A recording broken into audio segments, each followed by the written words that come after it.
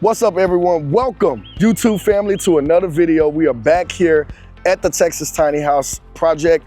As you guys can see behind me, we have these houses wrapped. We got siding on them, we got paint, we have insulation, we've got plumbing in. We're very excited to show you guys the progress that has been going on in this site. I do want to remind you guys that we do have a coaching program for this project and for other projects called You Build Experience. If you haven't, visit our website today. We also have our podcast, $1 Million Worth of Real Estate, where we talk about other projects like this with other large developers. Make sure you guys sign up. You can get access to it on Apple, Spotify, and Amazon, or you can sign up directly at our website and get full video episodes. Today, we're gonna be taking a tour. We're gonna show you guys some of the things that are going on the site today, and we're going to show you guys how we are progressing through this project. So make sure you like and subscribe, and let's go through. All right, family, so here we are in the first floor of one of our units. So this is the living, kitchen, and dining area. As you can see, we got insulation on the walls, we got plumbing in, we've got all of our windows and doors in, and we're ready to rock and roll to the next stage, which will be finishing out our rough end plumbing and electrical. I forgot about the electrical. We got the electrical in, we got our HVAC in. So next we'll be sheetrocking up the project. As you can see, you know, we got the 9-foot ceilings in here. And most of our plans, we typically like to do 10-foot ceilings, but because of the city's height restriction on these courtyard projects, we weren't able to do 10-foot ceilings on these, but we did make sure that we had enough windows for enough natural light. I know recently someone had asked me about this project, and they were like, you guys are calling these tiny houses, but when we walk them, they don't feel tiny. That's why we threw the word Texas in front of it, because everything is bigger in Texas. Yes, traditionally a tiny house is like somewhere between like 300 to 400 square feet, but these units are much bigger at about 950 square feet, which is why we gave them the moniker Texas Tiny Houses, because in Texas, you get much bigger houses than you get in other parts of the country. To my left, we have, you know, this is the powder room, that's the utility room over there with a stackable washer and dryer. We have the pantry over here. And now these units, because they face the street, they actually get an entrance that goes to the street to meet city's code. So technically this is the back door of these units, all right? And remember, if you guys remember in some of our previous videos, we talked about how the front door of these units actually faces the internal courtyard inside of the project, all right? So let's go upstairs and I'll finish giving you guys the rest of the tour of these units. So now we're on the second floor. We're standing in the back bedroom. I do want to make note that we have actually built this plan before. So it's not a first time build. It's not something that we haven't done before. We've built this plan before in duplexes, and we've learned a lot of things from building the first couple of iterations of it that we actually made changes. So one of the main changes that are featured in this plan that we made from the original duplex plans that we built was we stacked these bathrooms back to back. In the original plans that we built back in 2021, that's when we built the first plans, we had the bathroom over here and the closet was a little bit smaller over here. And what we felt was when we walked the units, this back bedroom just felt really tiny. So by moving the bathroom, we saved money in plumbing costs because now we have a shared common plumbing wall for both bathrooms, but it also opened up the space in this back bedroom and made it feel bigger and gave it a nice bigger closet, which allowed us to put in these big windows that give us these beautiful views of downtown when it's not covered in clouds right now, which it is currently today. The front bedroom unit, this is my favorite bedroom because you get these beautiful views of the courtyard, and you'll have another row of houses here. So you won't see those houses right there because there'll be another row that'll be built out. But as you can see, this one also gets, you know, big windows, lots of natural light in this plan, good sized rooms so that they don't feel too tiny and cramped. They actually feel livable. And because they're a 2-bedroom, 2 baths, you also have the opportunity to house hack. So you could live in this bedroom and rent out the other bedroom on one of these roommate apps like Roomies for like $600 a month and supplement your mortgage and be able to reduce your monthly mortgage obligation by having a roommate because you have a whole nother room with a shared bathroom.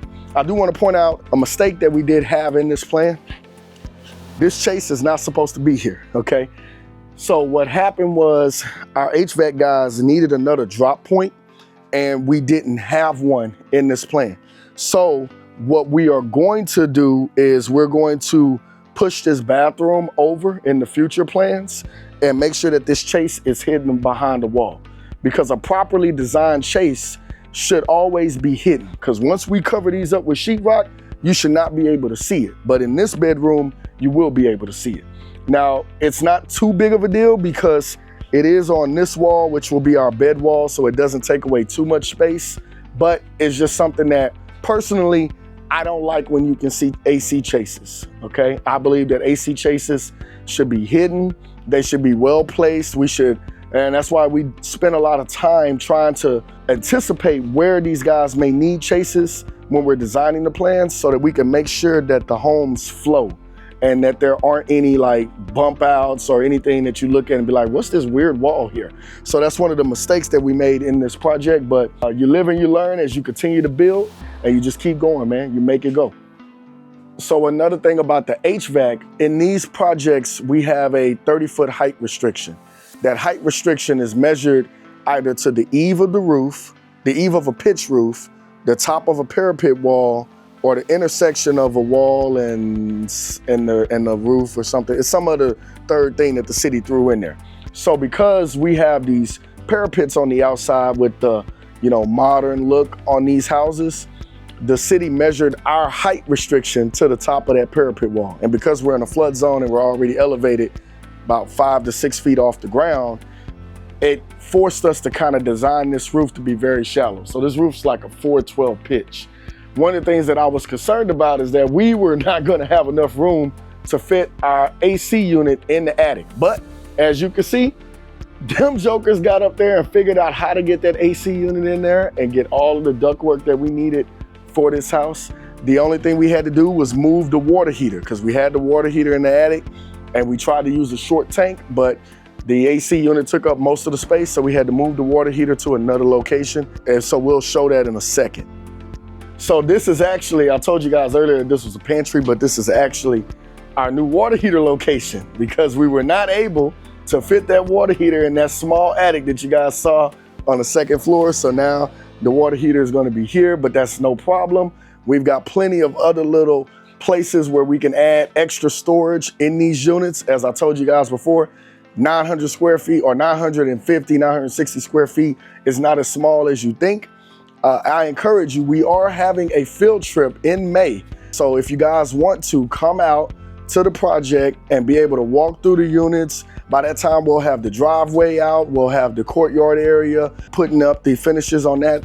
You'll be able to come and explore Houston's first courtyard project. You can find details at the YesToRealEstate.com website. So we have the builder, Andre, with the Yes to Real Estate team. He's going to tell you guys more about the Yes to Real Estate field trip that'll be covering this project. Yes, thank you, Legend Garland. So on May the 17th from 9 a.m. to 12, Chase and I and the team are holding the first ever Yes to Real Estate field trip at the Yes to Real Estate Texas Tiny Home Courtyard, right? So you get an opportunity to walk it, talk about the challenges, and talk about the numbers of what it actually takes to build a product like this. So you don't want to miss it. The first in this city, May 17th from 9 a.m. to 12, the Yes to Real Estate field trip, Tiny Home Special Edition. So thank you for saying yes to your field trip. Thank you for saying yes to your destiny, Chase, and thank you for saying yes to what? To real estate. See, a million people was watching this thing at the top.